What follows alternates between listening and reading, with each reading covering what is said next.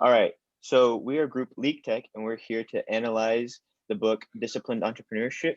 We were supposed to read the first two chapters. The book started off with step zero, which talks about how to start a new venture. And they said there's three ways: have an idea, have a technology, or have a passion. Our group had an idea, which was detecting leaks as they happen. So the next part of this is to found a team around this idea, which we did. We have me, Christian, Taylor, Ziad, and Jacob. And then after you have a team and an idea, the next is market segmentation, which means finding the part of a market that has enough of the single most important thing a business needs, which is paying customers. Without paying customers, the best idea can fail horribly. This is done through three steps. First step is market or brainstorm market opportunities. For us, we can theoretically start as broad as anyone that owns a pipe that can leak, since our idea is detecting leaks in pipes. Then the next step is to narrow your focus down because it's not attainable to start that broad.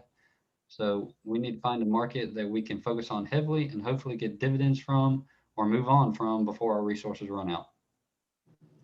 So step 1C was primary market research, and essentially this section just spoke to the need for research that doesn't come from Google.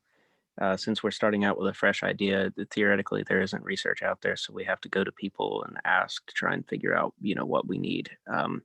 It gave 6 outlines of the necessities of the research. One of them was high intellectual curiosity, which I took to mean having a vested interest in the product.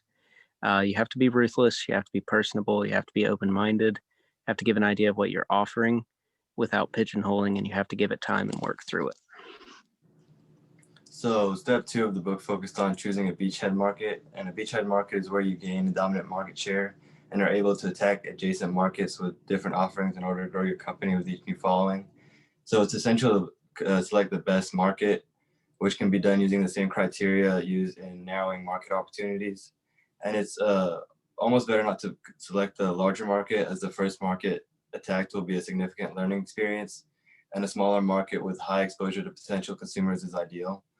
And then once a beachhead market is acquired, it should continue to be segmented down until all is left is a well-defined market opportunity that meets the 3 conditions that define a market, which are the consumers within the market buy similar products, the consumers within the market have similar sales cycles and expect a product to provide value in similar ways, and there's a word of mouth between consumers in the market, which we want to use to spread our name and our product.